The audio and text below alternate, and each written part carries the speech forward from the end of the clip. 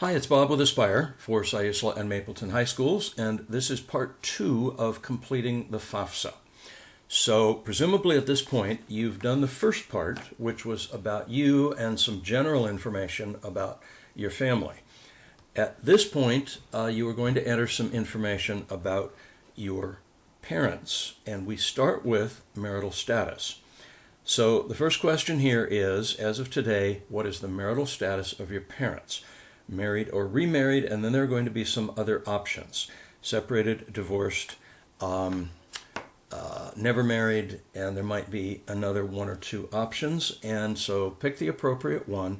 And then when did your parents get married or remarried? And you may need to ask them one of them this question, and you need a month and a year. Now go on to the next slide, to the next page, and that's going to be enter the information for your first parent. And this is going to be if your parents are married or remarried, you need information for both of the ones that you live with. Now, it will be a bit different if you live with just one parent, because what you need to do in that case is fill out the information for the parent that you live with the most. And even if it's just a one-day difference in the year, you live with one parent one day longer than with the other parent during the course of a year, try to figure out which you live with the most and use that parent's information. In this case, because we have already indicated that our parents are, that this person's parents are married or remarried, we're going to have to do this for both parents. So starting with the Social Security number of parent number one, whichever one you choose as parent number one, last name, first name, parent's date of birth, parent's email address, and that should be one that is an active and current email address for this parent, and preferably one that you don't use yourself unless the whole family uses the same email address, which is true in some cases. Go to the next slide, next page. The other parent's Social Security number, last name, first name, and date of birth. Continuing. Have your parents lived in, and in this case, of course, it would be Oregon, for at least 5 years? Yes or no? Moving on. Household size. We're on the left-hand side of the screen now. Household size. Now, we start with, this will be a 1 or a 2 already filled in for either one parent or two parents. Then this 1 for yourself will be filled in. Then what you'll need to do is look down here until you see your parents' other children, even if they do not live with your parents, if your parents provide more than half of their support from July of this year to July of next year, and these children can answer no to their dependency status question on the Fafsa. So they are not independent individuals, and put down that number. So in this case, let's say you have two siblings, an older brother and a younger sister, let's say, and the older brother does not live with you, but is in college, and your parents are still paying for his support, and the younger sister does live with you, so you would put 2 additional individuals in this box, because you're already there up above as yourself. Now, other people, if they now live with your parents, your parents provide more than half of their support, and your parents will continue to provide support more than half from July 1 of this year to June 30 of next year. That could be, for example, grandparents or an aunt or an uncle or a cousin who lives with you, and your parents support that person. So now we switch over to this side, because this is actually one page split into 2, and we are over here now, and you are putting in that number for how many other people live in your household. Now, your parents' number of family members, this should now have been filled in as a total. Number in college, how many people in your parents' household, as reported above, will be college students between July 1 of this year and June 30th of next year. And in the case I just gave you, that would be yourself and your older brother. Maybe a parent is attending college, so be sure to count that person as well. All right, now we move on to the next screen. And for 2018, now this is going to be the tax year prior to the year in which you could have started filling out this Fafsa. So in other words, this Fafsa was available to be filled out in starting October 1 of 2019, so you are using the 2018 calendar year tax returns. And that's important to keep in mind. So if you're looking at this video and it's October 1 or after of 2020, then you're going to be using your parents' 2019 tax return, which is presumed to have been filed. Now, what it says here, for 2018, have your parents completed the IRS tax return or another tax return? And there are some options here. The one chosen in this case is already completed. What type of tax return was it? In this case, it was an IRS 1040, which is typical. And what is your parents' tax filing status? You will probably need to ask them this. They may, in this case, they filed as married filing jointly, but it could be married filing separately, head of household, single, or there may be some other categories. So make sure you know what that is. Now we come to a very important item here called the IRS data retrieval tool. At this point, if your parents filed for, in this case, 2018, you may be able to use this data retrieval tool, which causes the Fafsa to reach into the IRS database. Remember, they're both government documents from different departments. To reach into the IRS database and pull out the information needed for the Fafsa and include it in the appropriate boxes in the Fafsa. This is a terrific feature if it works. Sometimes it does and sometimes it doesn't, but it is certainly worth a try. So at this point, I would, assuming your parents have filed, I would click Link to IRS, and then you're going to go to Next. So I will move to the next screen here, and this is, you, the parent, should enter the information below and click Next to continue. And you could do this yourself. Your parents would have to have shared with you their FSA ID and username. It is presumed here that that is not the case, that your parents will actually do this themselves. So remember that at this point, one of your parents, at least one, must have signed up for their own FSA ID and password. And that, remember, if you will have already done it to have gotten this far with the Fafsa, you go back to FSA ID and go into that for a parent and perhaps help them to fill out the needed information.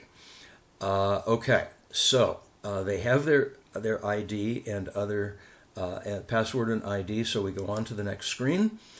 Now, at this point, you click on Proceed to the Irs Site, and I don't know what this particular program that I have is going to do.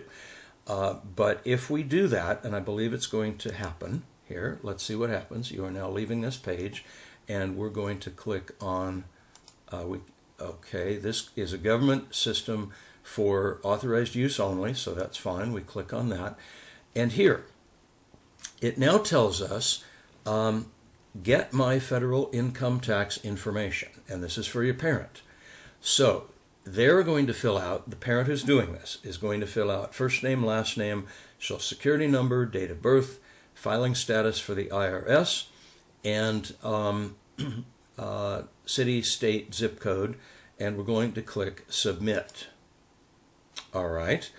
Now, at this point, it's going to tell you that you are ready to, if you wish, transfer my tax information into the Fafsa form. So you would click Transfer Now, and I don't know if this will work here.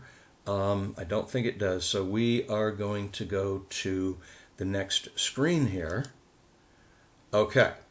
And this assumes that that worked, and you have successfully transferred 2018 IRS tax information into your Fafsa from a parent. So that's great. And it worked, Now, if it did not work, and we'll have to see what they show us on this program, if it did not work, then you would have to go in and fill out some of the information by hand. And in order to do that, you and a parent would want to have in front of you that parent's tax return, particularly the first couple of pages of the 1040. And there is information on there in terms of gross income, adjusted gross income, taxes paid, etc. And you would have to fill the information in by hand. It's not uncommon for us to have to do that because the data retrieval tool doesn't always work. Okay, I'm now going to click Next. And this may now be assuming, let's see, assuming that the data retrieval tool, I'm not sure if this assumes it worked or did not work, but what we come up with next here, how much did parent 1 earn from wages? And that's been filled in. How much did parent 2 earn from wages, salaries, tips, etc.? And that's been filled in. I don't know if that came from something that was done manually or if that came from the data retrieval tool. Okay, now this says you indicated that your parents filed an IRS 1040. Did they file a Schedule 1? Select No if your parents did not file a Schedule 1 or only filed it to report an Alaska Permanent Fund dividend. And since at this point we don't have their tax return in front of them, we don't know whether they filed a Schedule 1, but you will need to find out based on their tax return. Then, as of today, is either of your parents a dislocated worker? That means a parent who has been laid off from their job. And of course, in the time that this video is being made, which is at the height of the coronavirus, many, many workers have been dislocated. But that's what that means. All right. In 2018 or 2019, did you, your parents, or anyone in your parents' household receive benefits from any of the federal benefits programs below? Medicaid, which in Oregon is OHP, Oregon Health Plan. Supplemental Security Income, which comes through Social Security. Supplemental Nutrition Assistance Program, that's food stamps, which is SNAP. Free or reduced school lunch, and if you're not sure, you can find out from the Counseling or Aspire office. Temporary assistance for needy families. Special Supplemental Nutrition Program for women, infants, and children, or none of the above. In this case, none of the above has been marked, and we're going to move on. All right. Enter the amount of your parents' income tax. Now, this has already been done, transferred from the IRS, so we can move on. We don't have to do this. It's been done for us. All right. This next one is, did your parents have any of the following items in 2018? Combat pay or special combat pay. This should be 0 for enlisted persons or warrant officers, etc. This would be if a parent has been serving in the armed forces or did serve. Student, college grant, or scholarship aid reported to the IRS in your parents' income. If they were, one of your parents was going to college. Education credits, untaxed portions of IRA distributions, that's all been transferred over through the data retrieval tool. Did the untaxed portions of IRA distributions and pensions your parents reported include rollovers? This indicates no. That's something you would have to find out. Then the next two have been transferred from the IRS, from the database, so we can move on. If not, you would have to put that information in. Okay, child support your parents paid because of divorce or separation or as a result of a legal requirement. The next one is earnings from work under a cooperative education program offered by a college. Your parents will know if they've participated in one of those, hopefully. Taxable earnings from need-based employment programs such as federal work study or need-based employment portions of fellowships and assistantships. This is if they are attending college or graduate school. So from here we move on. Parent untaxed income, child support received, housing, food, and other living allowances paid to members of the military, clergy, etc. Payments to tax-deferred annuity, pension, and retirement savings plans. Either they will know that or that information is going to be on their tax return. Veterans education benefits such as disability, death pension, Dependency and indemnity compensation, again, that will be on the tax return, and other untaxed income not reported, such as workers' comp, disability, etc. In the case of this individual, all those are zeros, so we move on. As of today, what is your parents' total current balance of cash, savings, and checking accounts? This person indicated $2,500. Keep in mind that's not just a checking account, but they may have money in savings or in some might have a large amount of cash. That's very doubtful. Most people don't keep a lot of cash on hand. As of today, what is the net worth of your parents' investments, including real estate, but not your parents' home? That's critical. You do not have to put the value of your parents' home here, the one that they live in, the one that you live in. You do, however, have to put in if, for example, they have another piece of property, or they have a rental property that they rent out, a building, a house, an apartment, etc.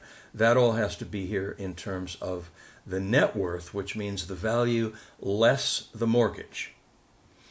As of today, what is the net worth of your parents' current businesses and or investment farms? Do not include a family farm or family business with 100 or fewer full-time or full-time equivalent employees. So, in this case, let's say that your parents own a restaurant in town and there are 15 people employed. Maybe they have 2 or 3 chefs, some servers, and a few bus persons. That doesn't count. You do not have to put the value of that business here. This is large businesses only. All right, moving on to the next category. For 2018, have you completed? Now, this is, okay, I'm going to stop right here, and we're going to continue on part 3 video. And the reason is we are now at a new category, which is student tax filing status. So, once you've digested the information here, move on to part 3.